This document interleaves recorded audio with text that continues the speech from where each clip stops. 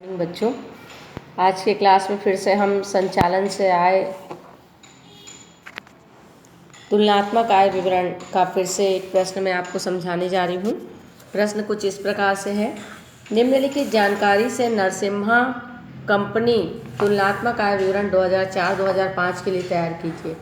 सकल विक्रय दोनों का दिया हुआ है, विक्रय वापसी दिया हुआ है, बिके माल की लागत दी हुई है, अन्य व्यय दिया हुआ है, बिक्री एवं वितरण व्यय दिया हुआ है, प्रशासनिक व्यय दिया हुआ है और कुल व्यय।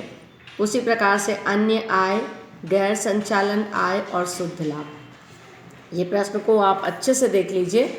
सकल बिक्री 2004 का, 2005 का, फिर विक्रय वापसी भी दिया हुआ है 2004 और 5 का, बिके माल की लागत भी वैसे ही 4 और 5 का दिया हुआ है, अन्य व्यय भी 2004 और 5 का है, बिक्री और वितरण व्यय भी आपको दोनों वर्ष के दिए हुए हैं, प्रशासनिक व्यय भी दोनों वर्ष के हैं, कुल व्यय भी दोनों वर्षों के हैं, संचालन से आय भी दोनों वर्षों के हैं। तो इस तरीके से आपने प्रश्न को देखा। अब इस प्रश्न को हल करने के लिए सबसे पहले हम क्या करेंगे, आपकी सकल बिक्री दी हुई है 2013 का 7,25,000 और 2014 का 8 लाख, 2004 का 7,25,000, 2005 का 8,15,000। सकल बिक्री में बच्चों विक्रय वापसी को हम घटाएंगे। पहले पूरा फॉर्मेट समझ लीजिए आप। सकल बिक्री में विक्रय वापसी को घटाना तो शुद्ध बिक्री निकल जाएगी।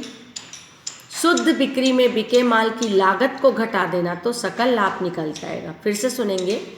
सर्वप्रथम आप सकल बिक्री में विक्रय वापसी को घटाना तो शुद्ध बिक्री निकलेगा। शुद्ध बिक्री में बिके माल की लागत को घटाना तो सकल लाभ निकलेगा। सकल लाभ में अन्य व्यय को घटाना, सकल लाभ में अन्य व्यय में दो दिया है, बिक्री एवं वितरण व्यय और प्रशासनिक व्यय। तो ये दोनों मिला के कुल व्यय हो गया, ये और ये। फिर आप सकल लाभ में व्यय को घटाओगे तो ये संचालन से आय। संचालन से आय में अन्य आय को आप जोड़ लेना। इसके बाद आप क्या करोगे, जो आपका कुल आय है उसमें गैर संचालन व्ययों को घटा देना तो ये आपका शुद्ध लाभ निकल जाएगा। ये 7,25,000 में बिक्री वापसी को मैंने घटाया, सेम प्रोसेस 2005 में भी होगा। तो ये 7 लाख आया। फिर बिके माल की लागत दी है 5,95,000, तो घट के आया 1,05,000। 1,05,000 में ये दोनों का जोड़ 35,700 हमने घटाया तो ये आया 69,300।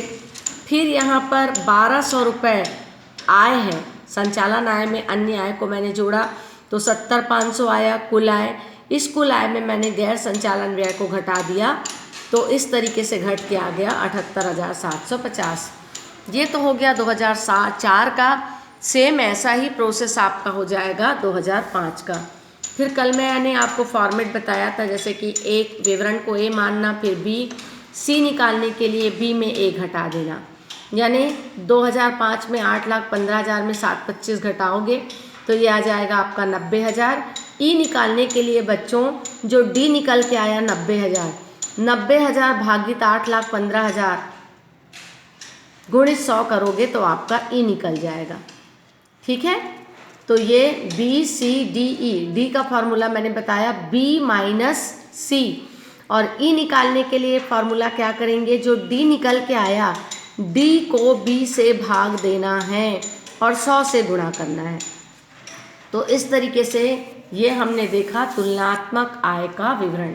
कल भी मैंने आपको एक फॉर्मेट बताया था और भी कई इसमें कुछ फॉर्मेट है तो वो मैं बताते जाऊंगी, वैसे वैसे आप प्रश्न को हल करते जाएंगे। जैसे आपका मान लिया जाए संचालन से आय दिया है, अन्य आय दिया है, प्रयुक्त माल की लागत, ये तो खैर मैंने कल बता दिया था।